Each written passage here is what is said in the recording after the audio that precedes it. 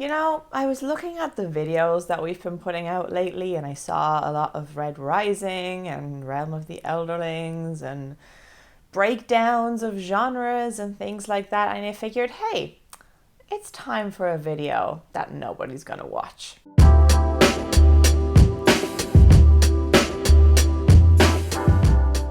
Welcome back to StoryTube, everybody. Today, I am here to talk about a book that I read last month in July and that I haven't really stopped thinking about since. It's been roaming around my subconscious, even though I've read some hugely impactful things since, namely Light Space Bringer, which made me forget pretty much everything that I read in the month or two before, except for this one other book, and that is Our Wives Under the Sea by Julia Armfield. Now, before I get into this review, if you want to call it that, I do want to shout out Evie, who was the person that put this book on my radar. She and Amanda made a video about hot girl books, which I think we've mentioned like 3 or 4 times on this channel at this point. So if you haven't checked it out yet, please do. It's a really fun video and it has some great recommendations on it. And this was one of them that I happened to pick up because the cover also just speaks to me. Like, look at that. So what is this book? We have 2 main characters who are the 2 POVs, really, who are Leah and Miri. They're married. And Leah is a marine biologist, and she left on a submarine for some kind of research job for the place that she works for. And it was meant to be like 3 weeks, and she actually ended up coming back after 6 months. And she hasn't come back quite herself, to put it some way. So we go back and forth between her and Miri. We have Miri's present day point of view, dealing with her wife having come back and not really behaving as herself. And then we have Leah, where we slowly find out sort of what happened on her trip on the submarine and why she might have come back being a bit different. And then through Miri's point of view as well, we are in the present, but we also get kind of flashbacks and memories as she reflects on her relationship with Leah and how they met, and some things about her relationship with her mother and things like that. So it's several different timelines. It's definitely not a linear narrative. And I also would like to set the expectation, if you do feel like you want to pick this up, because I mentioned, we find out why she might not be coming back the way she left and that kind of thing. This is not a book that gives you a whole lot of answers about the mystery. That's really not what it's about. It's more about the theme and what is being explored through that, I guess, mystery and setup. And that theme is grief.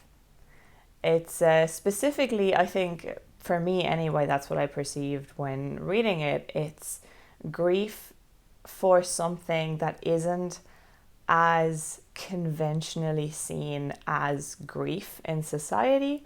So maybe not grief over necessarily a dead loved one, but grief over the end of a period of your life, grief over specifically the end of a relationship, but also grief over something or someone that maybe is still there, but they're not the person that they used to be because of whatever circumstance, and grieving for the person that they were while they are still alive. And honestly, I think it's the most beautiful and impactful and striking depiction of grief that I remember ever reading. This is Julia Armfield's debut novel. She also published a collection of short stories called Salt Slow, which I picked up right after this because I just couldn't get enough of her writing.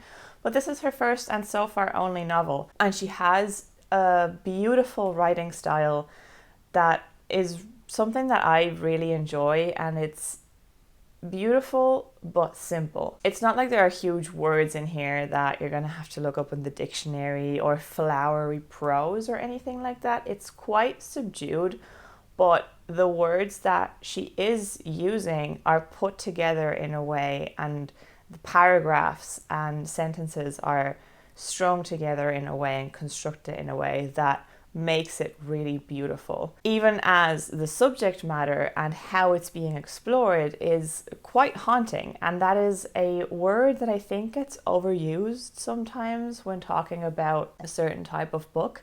But it is truly the best word I can come up with to describe the feel of this story. It's quite unsettling. There are definitely elements of magical realism in this. And it's interesting because as I was thinking about what I wanted to say in this video, I thought that I wanted to describe it as magical realism, and then I was kind of second guessing myself of whether that is actually correct or not. And I started doing some research on magical realism and what that term really means, because I've noticed that it's used a bit more loosely generally in the English language than what I was used to, like growing up in Spain and going to school in Spain. It's very strongly tied to Central and South America, and a lot of people would consider it to be specifically fiction with magical elements that has been written by somebody from Latin America in Spanish. But in English, we have kind of a broader definition of it, where we're not necessarily looking at that sense of place or cultural background or language, but more thematic elements. And we're looking at stories that are set in the real world and very grounded in reality, but that use fantastical elements in order to really illustrate their themes, without ever explaining those fantastical elements, or without having anybody in the story acknowledge them as something out of the ordinary. They're just kind of there, and it's a part of the story as if that was our reality as well. I don't know, I thought that was really interesting, especially given that magical realism as a term actually first came about in Germany, and it was related to art, to painting.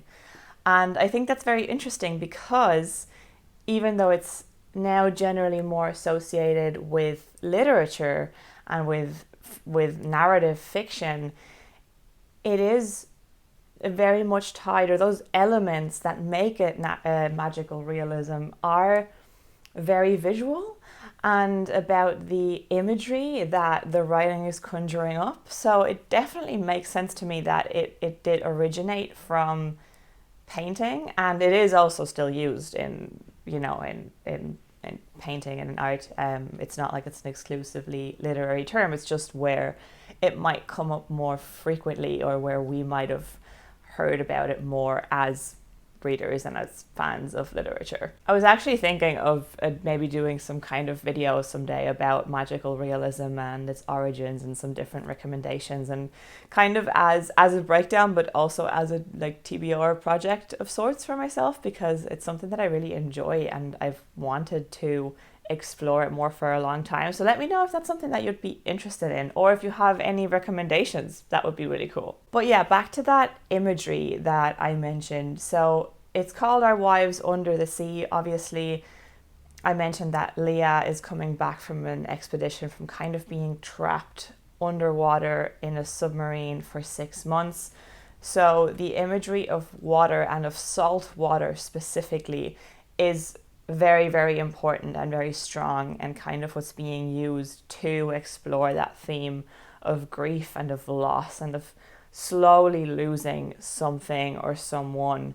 And I don't want to go too deep into exactly how that's used, just to avoid any kind of expectation spoiler, although I do think that this is a book that can't really be spoiled even if I told you everything that happened, because it's about the experience of reading it and the feelings and emotions that it touches on and elicits. But regardless, there are some things that are just more effective if you don't know how they're coming, or if they're coming, or where exactly we're going with it. But yeah, just to know that salt water and the depth and the oppressive nature of the sea, if it's, you know, on top of you, is really the through line of how the feelings and the emotions that both Miri and Leah are feeling in different ways and how that's being expressed. Another thing that I thought was really cool is that it's divided into parts, and each part is named after a layer of the sea or the ocean, and the deeper you go, the layers are called different things, like depending on how much light might still seep through, or how it obviously gets darker and darker, and like the life forms in it change. And that kind of leads you through the novel as well, as it kind of gets darker and darker, and we progress in the story and the theme. We progress through these layers of the ocean. I just thought that was really clever. The imagery just works really, really well. I did see when I went back and read her short story collection, Salt Slow, that she uses the same or similar kind of elements in those short stories. I didn't think they were as good as this novel, but I could definitely see that she is interested in a specific kind of theme and a specific style, and it almost felt like she was practicing. And I thoroughly enjoyed that short story collection. I most certainly will be reading anything else that she writes, because I just found it incredibly readable. Like, I was flying through it. I think I read it in like 2 or 3 days. It's also very short, but there was something extremely compelling about the writing, very easy and yet very powerful in what it was saying, and it just left me feeling unsettled and profoundly touched in a way. And maybe this is a strange comparison on a surface level, but the book that it reminded me of the most was Pet Sematary by Stephen King. Obviously that's a horror novel and is completely different in terms of what kind of book it is, but thematically they both explore grief. And while Pet Sematary looks at it from a horror perspective and kind of illustrates the pits, I guess, of grief and what that can do to a person, and how maybe, I think that's the tagline of the book even, or the movie at least, like sometimes that is better, that kind of thing of reaching acceptance or not being able to reach acceptance and what that does. And this is more on the side of the beauty in grief, or the beauty in having felt something so strongly that it then produces grief, if that makes sense. Because as I was unsettled and haunted and terribly sad, I also just kept saying, this is so beautiful as I was reading it. Just a phenomenal book.